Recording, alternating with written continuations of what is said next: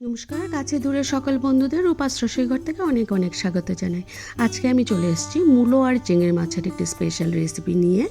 শীতের দিনে সাদা মূলো নিয়েছি, বড় সাইজের একটা 200 গ্রাম বড় চিংড়ি মাছ নিয়েছি।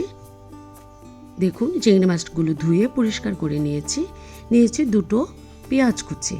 এই হচ্ছে আমার রান্নার উপকরণ। এবার মূলোটাকে খুব সুন্দর করে কুচিয়ে নেব। কুচিয়ে আমি হাতে একটু নুন নিয়ে মূলোটাকে ভালো করে মেখে মূলোর এক্সট্রা জলটাকে বের করে দেব। দেখুন, এরকম করে মূলোটাকে নুন দিয়ে মেখে এক্সট্রা জলটা বের করে দিলে মূলোর যে গন্ধটা থাকে এই গন্ধটা চলে যায় আর রান্নাটা খুব ইজি হয়, খেতেও দুর্দান্ত হয়। এরকম চেপে চেপে এক্সট্রা জলটাকে বের করে দিয়ে আমি চলে যাচ্ছি রান্নায়। গ্যাসে কড়াই বসিয়ে দিয়ে 2 টেবিল চামচের মতো সাদা তেল দিয়ে দিলাম। দিয়ে আমি চিংড়ি মাছটাকে ভেজে নেব। এখানে সামান্য পরিমাণে নুন আর একটু হলুদ দিয়ে চিংড়ি মাছটাকে ভেজে নেব। চিংড়ি মাছ বেশি ভাজলে খুব একটু শক্ত হয়ে যায়। খুব অল্প সময় ভেজে নামিয়ে নেব। বন্ধুরা যারা এতক্ষণ আমার রান্না দেখছেন, প্লিজ একটা লাইক করে দেবেন। নতুন বন্ধুরা আমার চ্যানেলটা সাবস্ক্রাইব করে অবশ্যই আমার পাশে থাকবেন। আমি দেখুন চিংড়ি মাছটা ভাজা হয়ে গেছে। এবার নামিয়ে মূল রান্নায় চলে যাচ্ছি। এখানে সামান্য একটু তেল দিলাম। এই রান্নায় বেশি তেলের প্রয়োজন হয় না।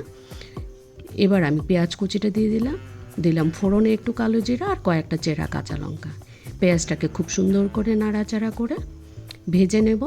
একটু সফট হয়ে গেলে একটু বাটা মশলা যোগ করব। পেঁয়াজটা আমার ভাজা হয়ে গেছে। এবার আমি বাটা মশলাগুলো দিয়ে দিচ্ছি। 1/2 টেবিল চামচের মতো আদা বাটা, 1 টেবিল চামচের মতো পেঁয়াজ বাটা, সামান্য একটু রসুন বাটা। এবার তেল আর পেঁয়াজের সাথে এই বাটা মশলাটাকে কষিয়ে নিয়ে এবার আমি শুকনো মশলাগুলো অ্যাড করব। পরিমাণ মতো হলুদ গুঁড়ো, সামান্য পরিমাণে শুকনো লঙ্কার গুঁড়ো, ঝালের পরিমাণ বুঝে দেবেন। একটু পরিমাণে একটু জিরে গুঁড়ো দিয়ে দিলাম, তাহলে টেস্ট ভালো হয়। মশলাটাকে কষিয়ে এবার মূলোটাকে আমি ভেজে নেব মশলার সাথে। মূলোটা দিয়ে দিলাম, দিয়ে মশলার সাথে খুব সুন্দর করে কষিয়ে নেব। বন্ধুরা যারা মূলো দিয়ে এরকম একটা রেসিপি বানিয়ে খাননি, অবশ্যই ট্রাই করবেন। দুর্দান্ত টেস্টি হয় রেসিপিটা। এখানে সামান্য পরিমাণে নুন যোগ করলাম। এখানে মনে রাখতে হবে যে নুন দিয়ে আমি মূলোটাকে মেখে নামিয়ে নিয়েছিলাম, সেই জন্য নুনের পরিমাণটা বুঝে একদমই কম দিতে হবে। একটু ঢাকা চাপা দিয়ে কিছুক্ষণের মতো রান্না করে নেব। মূলোটা আমার একদমই নরম হয়ে গেছে। এবার চিংড়ি মাছটাকে যোগ করে দিয়ে আরও কিছুক্ষণ নাড়াচাড়া করে আরও একটু ঢাকা চাপা দিয়ে কিছুক্ষণের জন্য আবার সেদ্ধ করে নেব। খুব ইজি একটা রেসিপি, অথচ দুর্দান্ত টেস্টি হয়। শীতের দিনে এরকম সাদা মূলো দিয়ে অবশ্যই একবার ট্রাই করবেন আর ফ্যামিলির সাথে শেয়ার করবেন। গরম ভাতের সাথে দুর্দান্ত হয় এই রেসিপিটা। আবার একটু ঢাকা চাপা দিয়ে ঢাকাটা তুলে নিলাম কিছুক্ষণের জন্য সেদ্ধ করে।